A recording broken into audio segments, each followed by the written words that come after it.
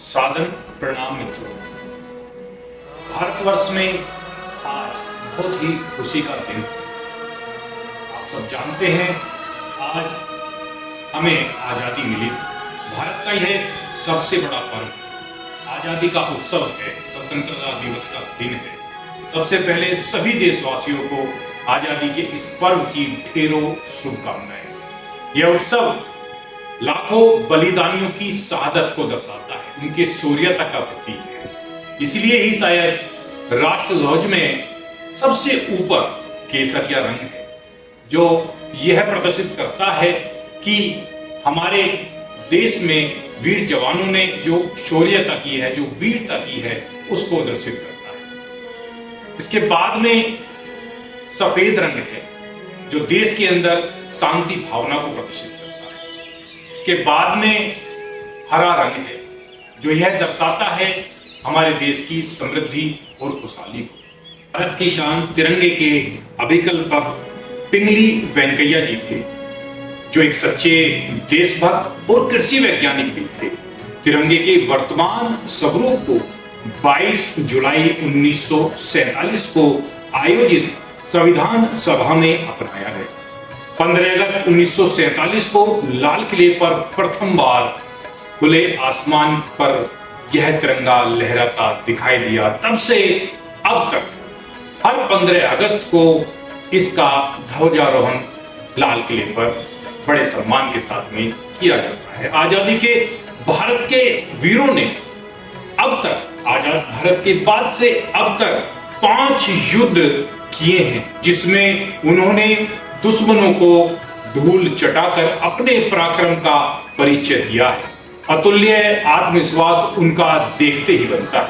वीरों की वीरता के कारण शांति सद्भावना कायम हुई और उसी के बाद में देश समृद्धि और खुशहाली की तरफ अग्रसर हुआ है। साथियों, बीच में आता है अशोक चक्र, जो धर्म का प्रतीक है, जो सम्राट अशोक की राजधानी सारनाथ से लिया गया है, जो यह बताता है कि जीवन गतिशील है, चलने का नाम ही जीवन है, रुकने का अर्थ है मृत्यु। हमारा तिरंगा एक समृद्ध राष्ट्र की कुंजी को सजोए हुए है। आजादी के इस पावन पर्व पर, राष्ट्र के इस समर्पण पर्व पर एक वीर सैनिक की वीर गाथा 4 पंक्तियों में मैं आपको सुनाने जा रहा हूं। साथियों, हुआ कुछ यूं है कि एक वीर सैनिक युद्ध के लिए तैयार है। वह अपने साथीगणों के साथ में युद्ध लड़ने के लिए रण में पहुंच चुका है।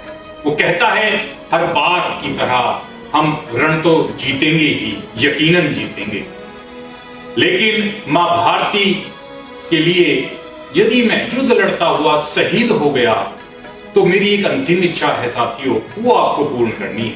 क्या कहता है मां भारती का वो लाल? कहता है वो वीर जवान, सो जाऊं मां की गोद में अगर मैं, सो जाऊं मां की गोद में अगर मैं, तिरंगे में लपेट इस मिट्टी का तिलक करा दे। जब निकलो लेकर जनाजा मेरा, कहता है जब निकलो लेकर जनाजा मेरा तो कोई देशभक्ति गीत भी सुनवा देना। और आगे कह रहा है, जब पहुंचो मेरे गांव में कैसे लड़ा रण में, जन जन को मेरा वीरता का किस्सा तुम बतला देना। और कह रहा है कि कोई शक करे अगर मुझ पर तो खोल ताबूत को, छाती में लगी गोलियां भी गिनवा देना। कह रहा है आगे, कलाई से खोल राखी देना मेरी बहन को और संगनी की चूड़ियां भी तुड़वा देना। और कह रहा, जब मिलो मेरी मां से उसके छलकते आंसुओं से गंगा स्नान मुझे करवा देना। और कह रहा, जब चिता तैयार हो रही हो मेरी, बाबूजी को थोड़ा सा ढांढस बंधवा देना। अंतिम इच्छा में साथियों, अंतिम पंक्ति में वो वीर सैनिक क्या कह रहा है? वो पंच तत्वों में विलीन हो रहा है और अपनी अंतिम इच्छा में क्या पराक्रम आपके सामने रख रहा है। कहता है, जब जलने लगूं आग की लपटों के बीच में तो खड़े सबसे मां भारती का उद्घोष करवा देना। तो साथियों, ये अंतिम इच्छा उस वीर सैनिक की है। और मैं आपसे वादा चाहता हूं कि जिनकी बदौलत यह तिरंगा आसमान में लहर रहा है, उनके परिवार का कोई सदस्य या वे सैनिक आपको मिलते हैं तो आप उनकी शहादत में हमेशा सर झुकाएं, उनको सल्यूट करें। एक बात और आपसे कहना चाह रहा हूं, इसका नौजवान बड़े बड़े इंस्टीट्यूशन में शिक्षार्थ हो रहा है और सेवाएं दे रहा है, सेवार्थ के लिए देश और विदेश में जा रहा है, पैसे अपार कमा रहा है, लेकिन साथ में कहीं ना कहीं वह संस्कारों को भूल रहा है। एक अपील आपसे कर रहा हूं कि साथियों, कि माना कि अंग्रेजी पढ़ाई जाती है देश की पाठशालाओं में, हिंदुस्तान ही निकले जब सभ्यता की जांच हो इन प्रयोगशालाओं में। साथियों, आप सभी को स्वतंत्रता दिवस की, आजादी के इस पर्व की ढेरों शुभकामनाएं। जय हिंद, जय भारत, भारत माता की सदा ही जय हो।